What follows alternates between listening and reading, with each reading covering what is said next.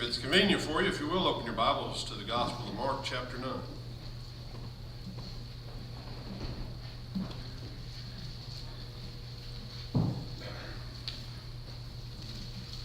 That'll be where we'll be this morning.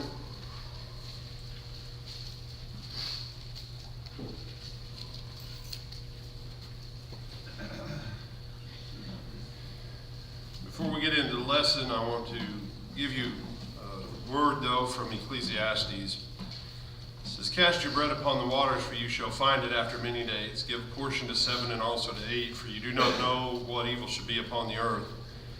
If the clouds are full of rain, they empty themselves upon the earth. And if the tree falls toward the south or toward the north, in the place where the tree falls, there it is. He that continually watches the wind will not sow, and he that regards the clouds shall not reap. As you don't know what the way of the wind is, nor how bones grow in the womb of her that is with child, even so you do not know the works of God who makes all. In the morning sow your seed, and in the evening do not withhold your hand, for you do not know what shall prosper, either this, that, or whether they both alike shall be good." And as we get ready to move into the lesson, though, I give you that from Ecclesiastes from this perspective. When I came here 6.5 years ago, Gene, it would have been a good time then to have updated the building.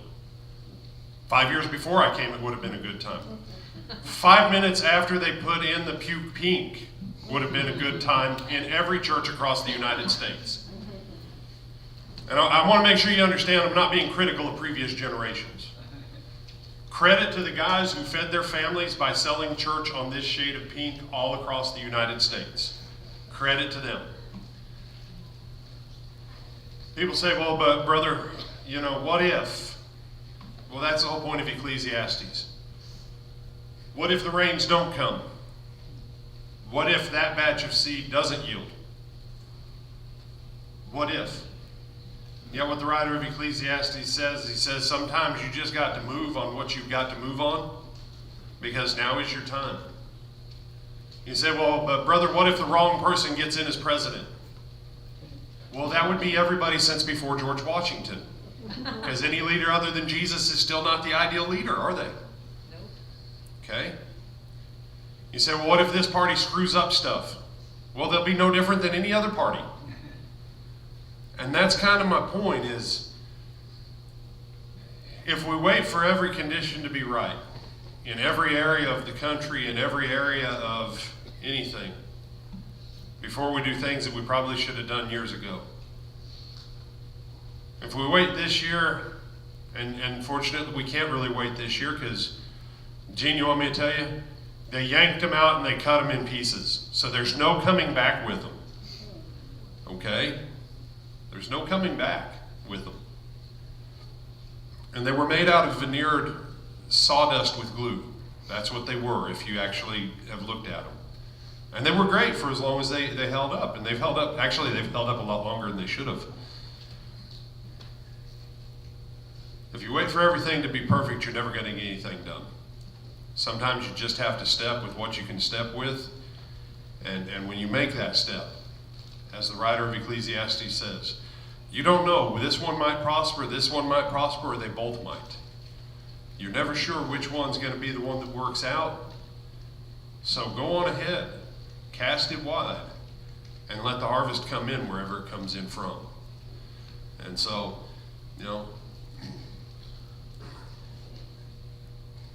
and I say that because in previous church, they had an opportunity. It was the first time they'd really started to think about growth in 50 plus years. But it was presidential election season. And one of the things that came up in the meeting was, let's wait and see who the next president is and how things might go. And they've never finished their upgrades. And that's been 20 years. 20 years. So to the elders, the deacons, ministers, for everybody on the leadership side that said, no, it's time, and has backed Brother Gene to go on ahead and move on this, and for everybody who's contributed with finances and prayers, thank you. Thank you. Not for you, for generations that have yet to come. And that was one of Gene and I's conversations for the generations that are coming. Is why we need to make these changes. And oddly enough, that does take us into our passage in Mark, and the lesson will be reasonably short this morning. Mark chapter 9. As they departed from there, they passed through Galilee, verse 30. And he didn't want any man to know it. For he taught his disciples and said to them, the Son of Man is delivered into the hands of men, and they shall kill him, and after he is killed, he shall rise the third day. Jesus continually pointed out his death, his crucifixion, and also his scourging and his resurrection to his disciples, time and time and time again. And verse 32 says, but they didn't understand what he was saying, and they were afraid to ask him. You know, sometimes just saying, I have no clue what you're talking about, is the best thing you can do. It's the best thing you can do. I mean, there are some things you definitely want to ask, right?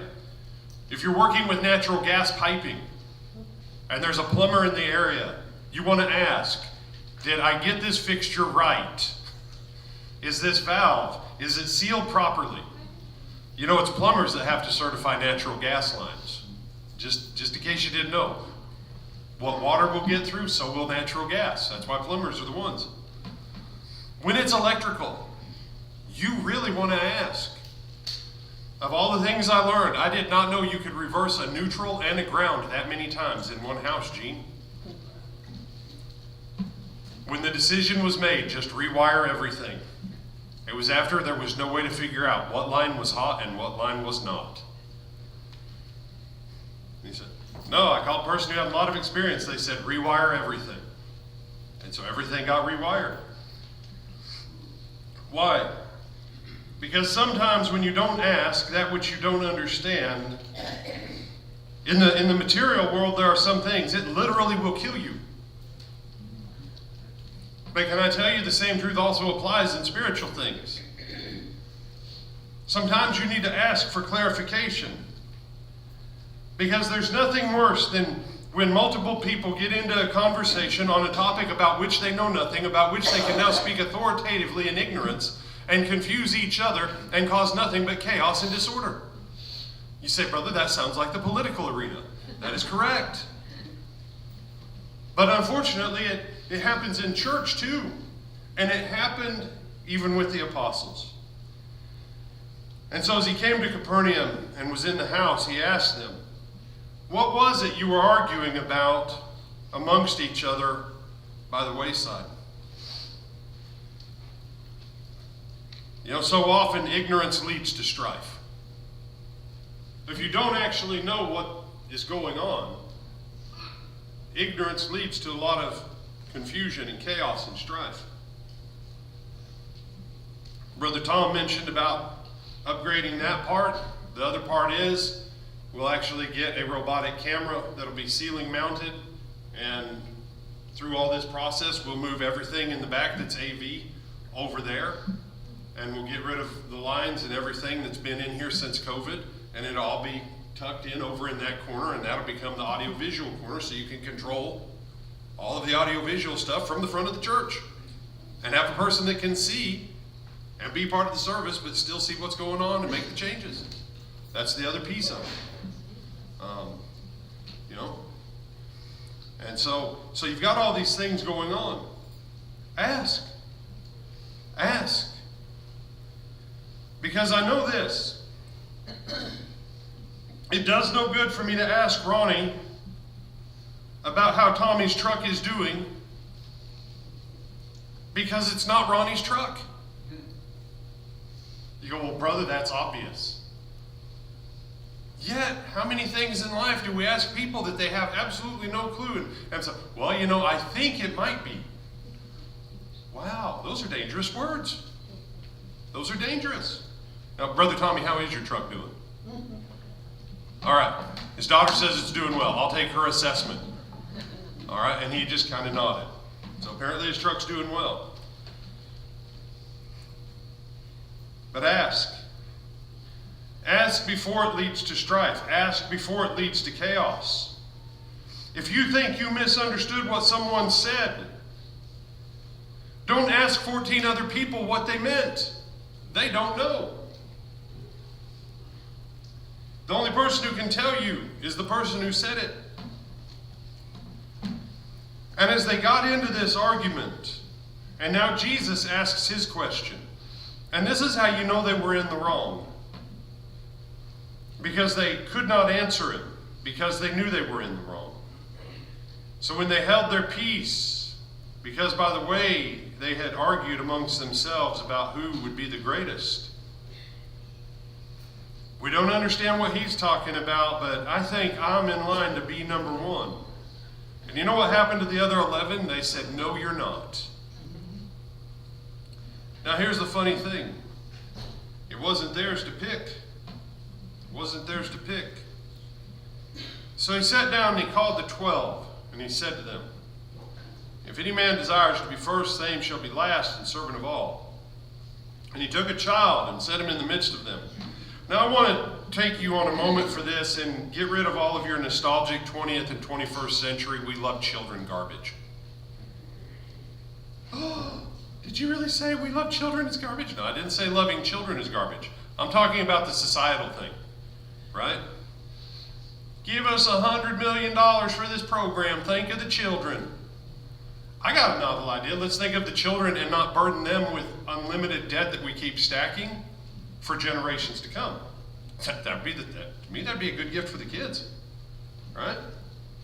But in America and in the modern time, there were changes that needed to be made where children were concerned. If you ever go back and you study labor unions, when labor unions originally came about, they were a really good thing. 7-year-olds should not work 18-hour shifts and fall into machines for 10 cents a day. If you have ever read Charles Dickens's novels, or if you've ever watched any of the movies, like Oliver Twist or any of those, right? Life for kids was real bad for a long time. So things needed to change. But now we've reached this place where what? Where we like almost worship the children higher than a God. And when people come to this passage, they read that and they're like, oh, isn't this... Yes, it's a tender, touching moment, but that's not the point. Because in Jesus' day and time, children were best unseen and unheard. Children had no social value, except what they could do as laborers on farms or in family businesses, or work they could do around the house. Now some of you going, brother, I remember that was what it was like when I was a kid. And from what I've heard about some of you talking about working in the tobacco fields when you weren't even double digits, yeah. But there was a time, and I give this to you for something to contemplate. Roman law said that if a father was displeased with his son, he could kill him. If he failed to succeed in killing him 3 times, his son was free from the law of the father's household, and the father could no longer legally kill him. You said, why would you tell us that? Because how children were viewed when Jesus did this is that children were below the lowest rung of society. Children weren't like they are in our world today. So when he picks up a child and sets him in the midst, he's taking that which no one wants to see, which no one wants to talk about, and which almost no one places any value on. And he says, become like that. Become like that which everyone else overlooks because they think you have no value.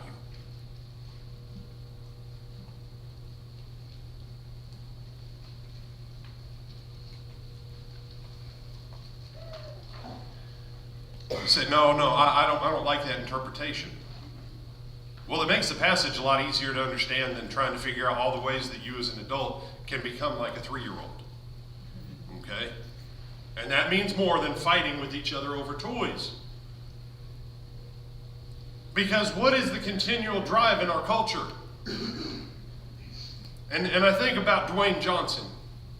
All right? Many of you know Dwayne Johnson as The Rock, the wrestler, right? Some of you know him as from his movies. He's done some of those. I can't tell you hardly the names of any of them. I've seen like 2 of them. I know him as a wrestler. But one thing he said, because The Rock is now a multi-billionaire, when he got down where he had like 50 cents in his pockets, he got hungry. And I remember reading in an interview, because the interviewer asked him, they said, when is it going to be enough? And he said, it will never be enough. He said, the drive to never be hungry again means no matter how much I ever have, it will never be enough. And you say, well, brother, it's worked out well for him. He's a billionaire. But listen to the statement. There's never going to be rest for him because enough will never be enough. Everyone in here, for the most part, will go, Brother Brian, if I had $1 billion, that would be enough. Until you had $1 billion. And then what? Fear or whatever. Well, I need 1.1 billion now. Because why? Everything in our culture says, move up the next rung of the ladder. That the next rung is never the place that satisfies. Because when you're on that rung, then there's someone above you.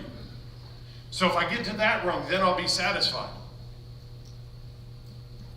I've learned one thing from being at the front of many organizations. And that is this. Even when you're the head of something, someone says, when I get to the top, I'm going to be able to make changes. And I remember talking to the sergeant major that spoke for Memorial Day this year. God bless him. Good guy.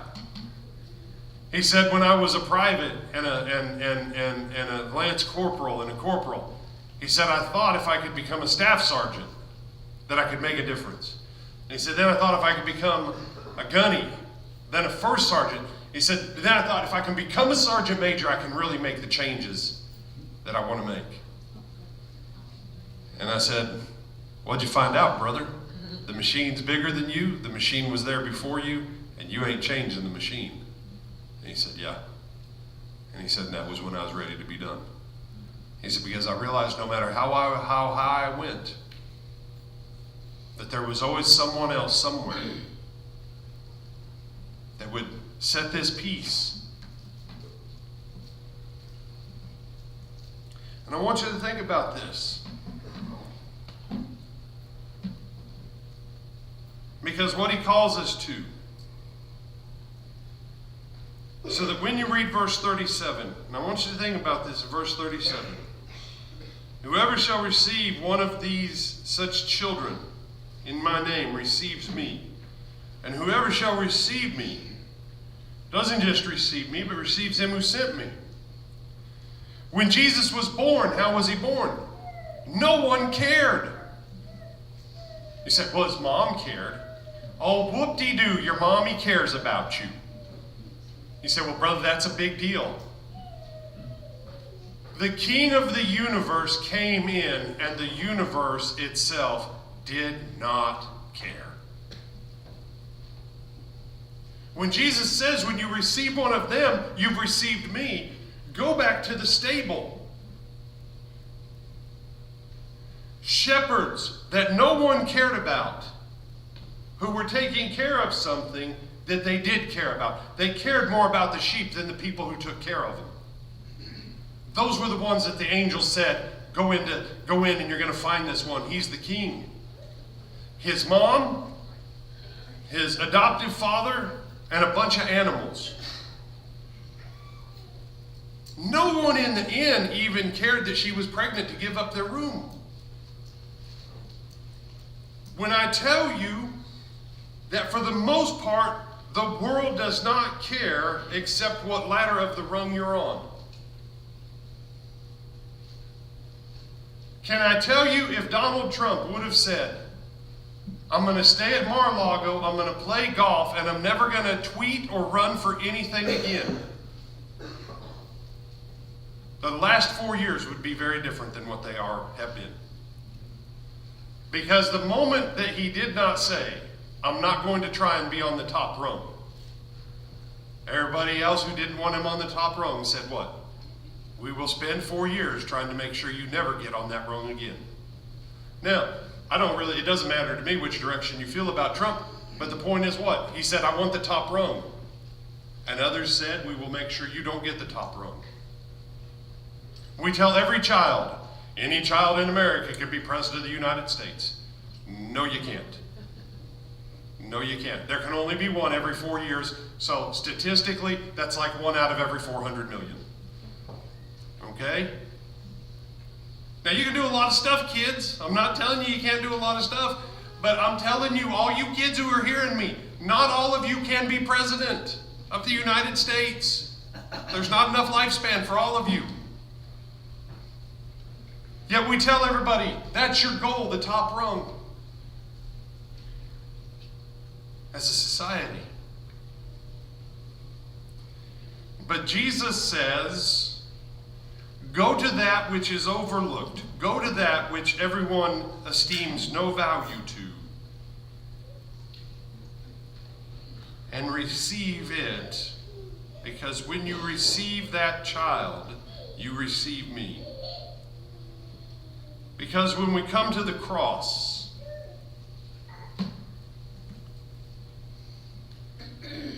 everybody likes a Jesus without a cross. But the cross shows, and the cross backs up the point that I'm making. The creator of the universe came in as low could be.